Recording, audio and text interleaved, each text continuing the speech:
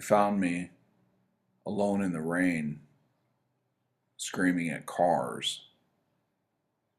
That's what they said in the newspapers the next day. It wasn't true. You can't believe everything you read.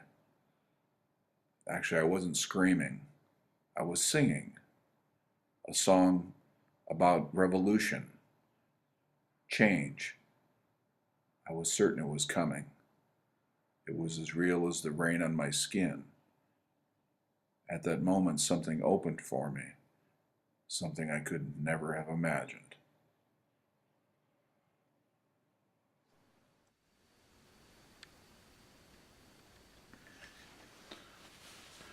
I remember at that moment, I felt like my world had ended. But actually, it might have been the beginning of something.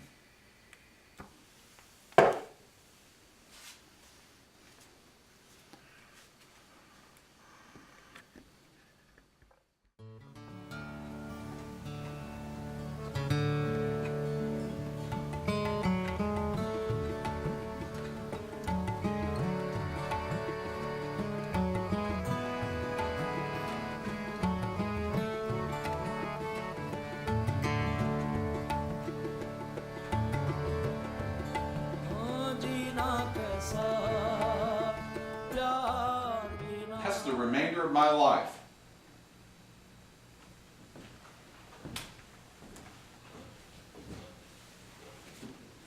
I've been carrying it around for years now. My mind. Not sure what to do with it. I probably had the right idea all along. In order to put something to rest, have peace with it, maybe you do have to give birth to it first.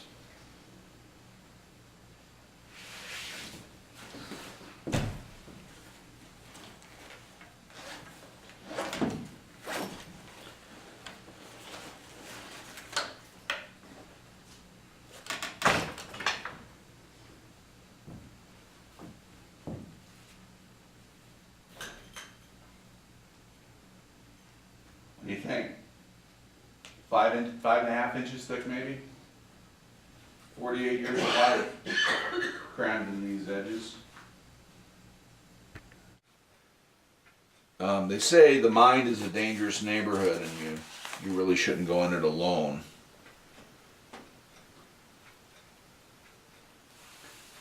Let's see. I guess it is pretty dangerous. Well, the initial idea was not a play. It was intended to be a graphic novel, kind of a visual memoir of a psychotic break. Fun stuff. No, I thought it would. I thought it'd be something the world had never seen. It's very important. The strange thing was the more I worked on it, the more I was drawn into an actual mania at the time. I had to stop, shut the door on it, as it were. Had to try to forget about it for years. Locked the drawings up in a portfolio case. Wouldn't look at them at all. It's kind of funny though, the more you try to bury something, sometimes they have a way of resurfacing.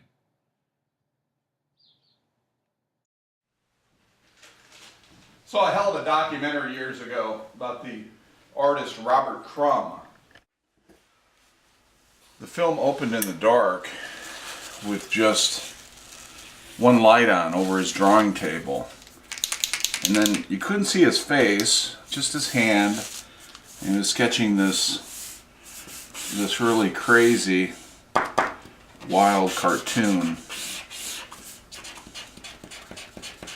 And then I remember as he was drawing, there was a voiceover, the artist's voice, explaining why it was that he drew, kind of why he was an artist.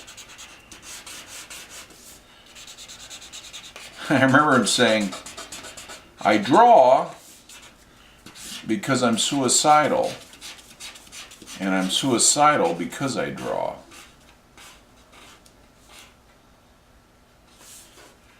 I remember being a bit unnerved by that, uncomfortable.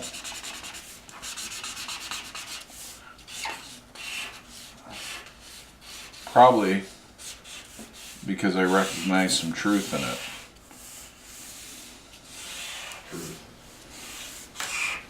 Now, of course, the opposite is also true, but not everybody gets to the other side. I'm fortunate. I've been through the doors of insanity many times.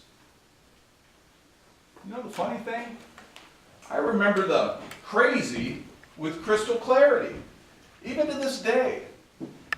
I remember my first psychotic break, and that was nearly 20 years ago. It's true what they say, you never forget your first time.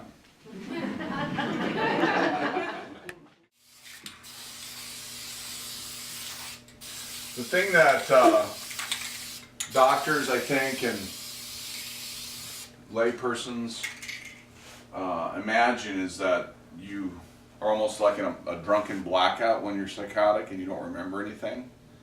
It's quite the opposite. Everything is really a sharp, clear memory. The medications make it fuzzy, you know, in the aftermath when you're hospitalized, but in actual psychosis, the memories of it and the feeling and how you're working. So today as an artist I can actually recreate the style, as it were, of what that first break was like pretty easily. And as long as you have Johnny for company, it's a lot of fun. Everybody's going out and having fun. I'm just a fool for staying home and having none. I can't get over. Most uncomfortable place I could have imagined had become home to me. It was the only place I felt safe anymore.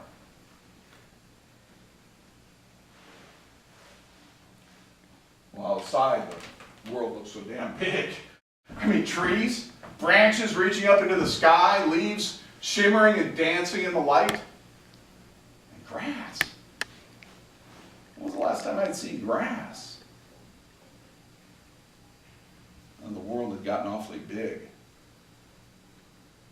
Or maybe it was I that had gotten small.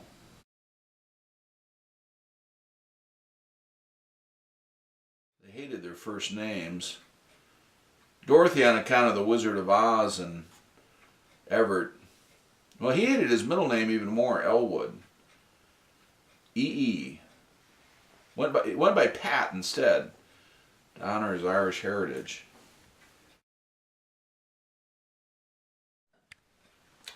My mother had a favorite saying when we were kids growing up. She always said, everything comes out in the wash. Nothing's permanent. She believed with a little work or a lot of work and love, patience, anything could be fixed. I don't know if she really believed that when I first came out of the hospital. I could tell from the look in her eyes that she was grieving, like she maybe lost her son for good. Some stains, well, they just take a little longer to come out.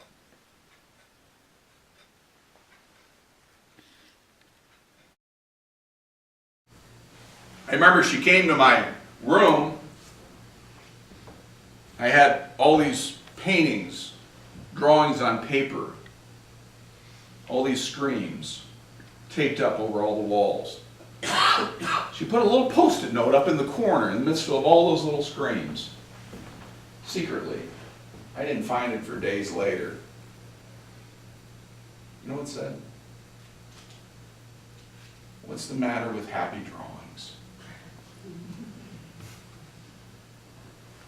Nothing at all, Mom. Nothing at all.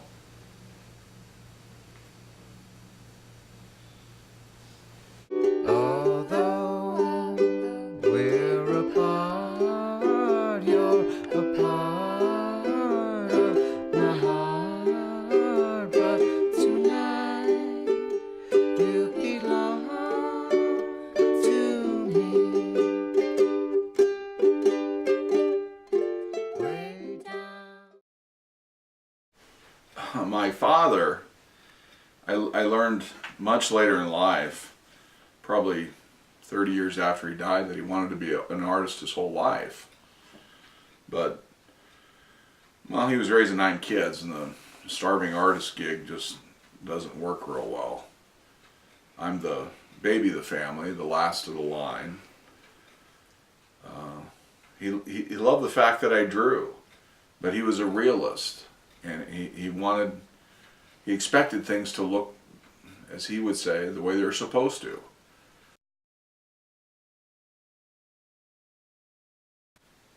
I remember drawing an oak tree in our backyard when I was a little kid.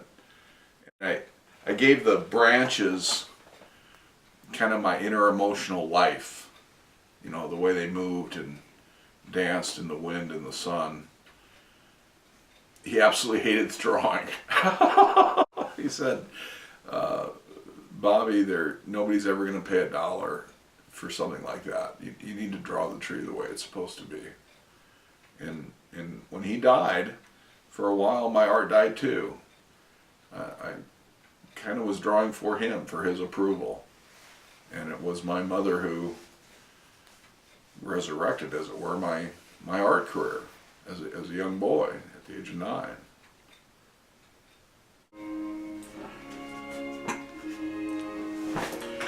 After my mother died, my drawings turned dark again. It was hard to draw. And every time I sketched something, it was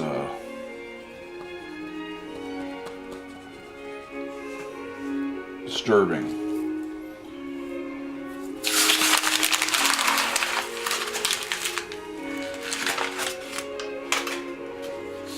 I was almost afraid of the white paper after her death. Almost felt like I couldn't draw again. Like I wasn't allowed to.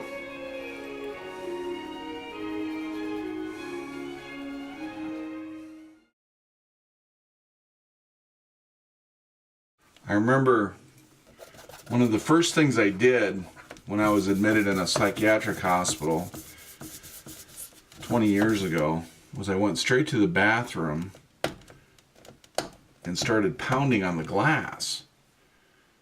I didn't want to break it. I just wanted to, I don't know, I was just so angry. And I was pounding not with my fist. I used that spring-loaded little gizmo that holds the toilet paper in place, that little plastic thing. I just kept pounding on the glass, screaming. Wasn't surprised they took it away from me right away. As I recall, I took a very pleasant nap for the next 12 hours.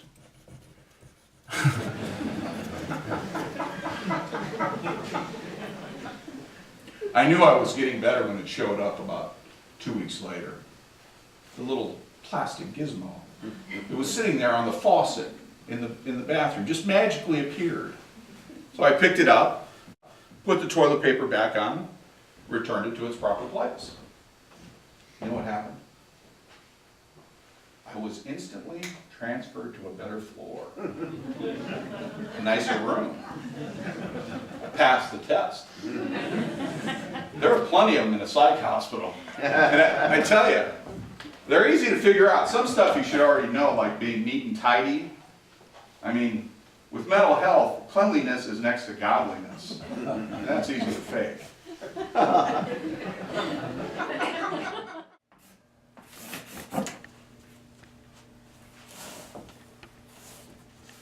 Now these panels, these cardboard sheets, are going to represent my apartment in Chicago when I had my first psychotic break.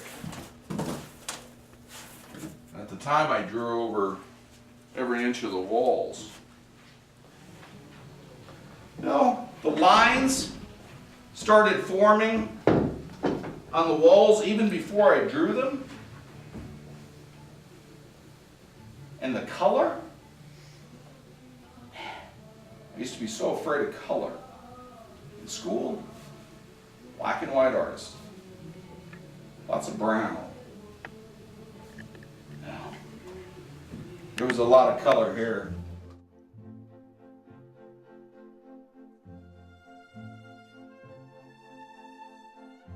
My world is so full of color today. I tell you, it's refreshing to be free of the fear of a white canvas or a blank piece of paper.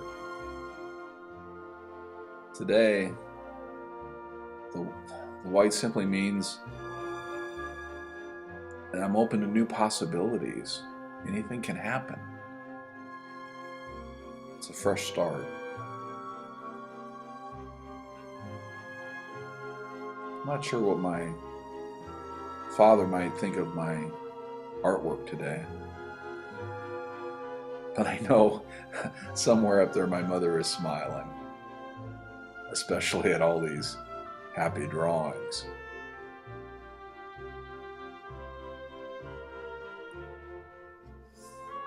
She was probably right all along. Things do come out in the wash. It sometimes takes a little longer. 20 years ago, I felt like my life had closed, that the doors of opportunity had somehow been nailed shut. I would never have realized that they had actually opened for me to a world very beautiful, one I could never imagine.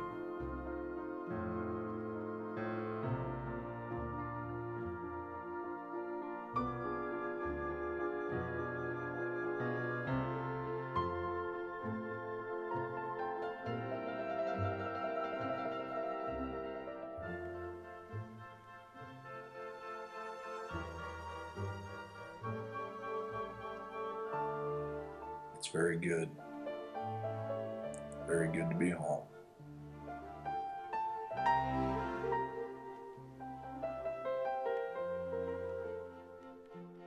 I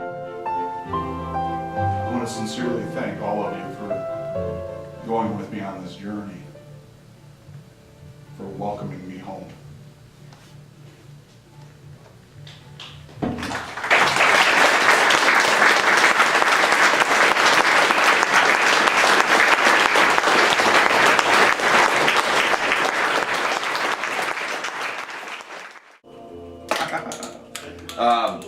When I was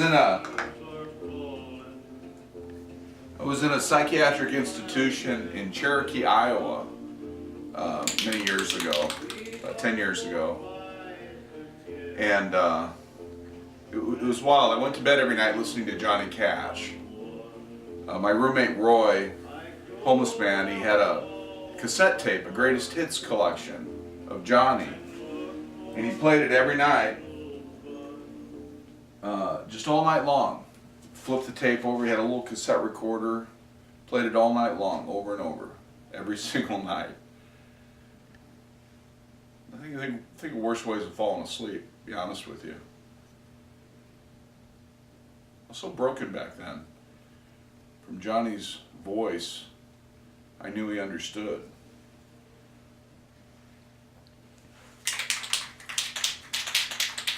Anyway, the damnedest thing happened.